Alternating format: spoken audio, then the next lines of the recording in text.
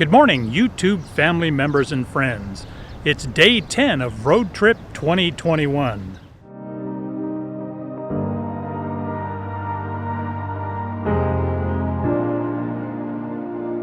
This morning got off to a beautiful start, driving through the farmlands and small towns of western Illinois.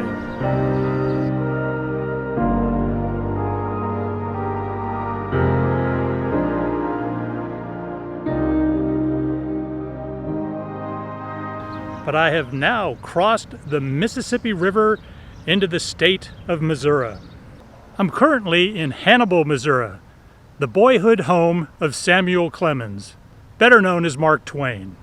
Behind me is a statue of two of his most famous characters, Huckleberry Finn and Tom Sawyer. Historic downtown Hannibal is the site of several important landmarks for Mark Twain's past, including his boyhood home. Just outside is a replica of the board fence, which served as the inspiration in The Adventures of Tom Sawyer, where Tom persuaded his gang to pay him for the privilege of whitewashing the fence, while he sat by and saw that it was done properly. Just across the street is Becky Thatcher's home. Becky Thatcher was Tom Sawyer's first sweetheart in Mark Twain's book, The Adventures of Tom Sawyer. It was as a writer in the 1870s that Mark Twain used his memories of this house and the town of Hannibal to turn the people, places, and events of his childhood into stories that captured the soul of America. Hannibal sits on the banks of the Mississippi River, so I'm sure the young Samuel Clemens saw all sorts of steamboats going up and down the river. That's probably what gave him the inspiration for his first career, which was as a steamboat pilot. Clemens took his pen name, Mark Twain, from the river sounding that indicated 12 feet of water, which was safe for navigation. You can also come down to the shoreline here and take a tour cruise or a dinner cruise aboard the Mark Twain. While this Mark Twain isn't as large as the one in Disneyland on the rivers of America, it certainly evokes those same kind of feelings. I'm leaving Hannibal and heading for the childhood home of another one of America's most famous creative personalities.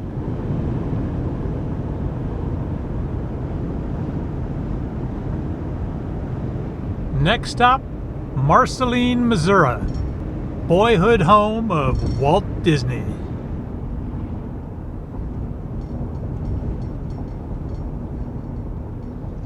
I'm in Marceline, Missouri, the boyhood home of none other than Walt Disney. The Walt Disney Hometown Museum is located in Marceline's restored Santa Fe Railroad Depot, which is fitting given Walt's well-known love of trains, along with the fact that he and his family first arrived in Marceline by train when he was 5 years old. The museum is located near E.P. Ripley Park. It's located on land donated to the city by the Santa Fe Railway in 1898. Ripley was president of the railway at the time. Walt played in this park as a child and would later name the first steam engine at Disneyland after Ripley. The park is currently home to an historic locomotive and caboose, which were donated to the city by Santa Fe in 1955. Well, I'm going to go inside for a tour. They told me that video is discouraged, but go ahead and take all the photographs that I like. So this next section will be photographs.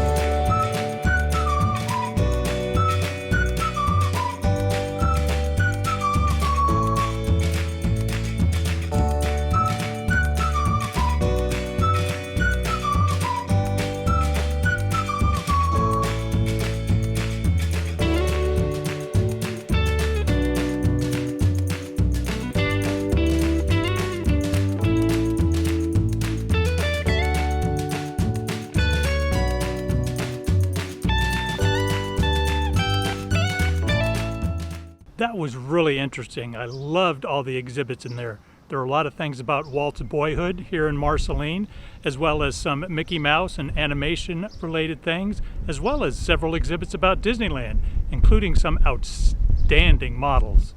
Well, this is pretty cool. Back in 1966, Disneyland retired their Midget Autopia attraction to make way for It's a Small World. So instead of just putting it into mothballs, Walt and Roy decided to donate the Midget Autopia to the city of Marceline. The attraction operated in Marceline from 1966 through 1977.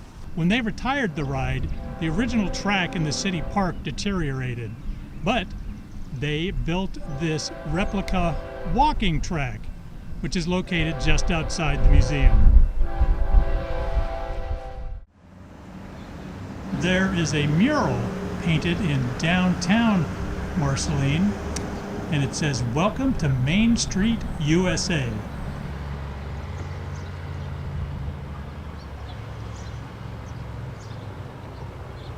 Downtown Marceline was the inspiration for Main Street, USA, both in Disneyland as well as the Magic Kingdom in Walt Disney World. It obviously looks different than when Walt lived here, but you can certainly feel the Main Street vibes, regardless of what year it is.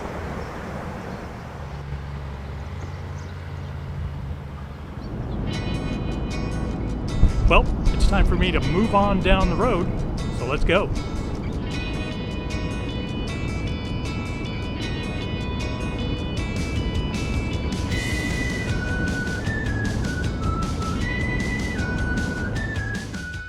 I am in Hamilton, Missouri, Quilt Town, USA. Of course, it wasn't always known as Quilt Town. The story of how Jenny Doan and her husband and her family revitalized this entire town by opening up Missouri Star Quilt Company is just an amazing story. It all started back in 2008 when Jenny and her children started sewing other people's quilts together. Customers kept asking for fabric, so her son built a website to sell it. The company continues to provide quilting services, but it has grown so large that they have purchased 15 buildings in Hamilton, a city that was starting to be abandoned like so many other Midwestern cities, filled with fabric, sewing machines, and customers. It's amazing. When Lori first started quilting, she looked to YouTube. That's when she stumbled across some videos by the Missouri Star Quilt Company. Doan has a very easygoing approach to what traditionally has been a very daunting and tedious craft. The tutorials list exactly what materials you're going to need. They pre-cut the fabric, put it together in packs.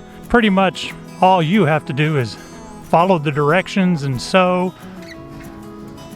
Who knew that Chewy was a quilter?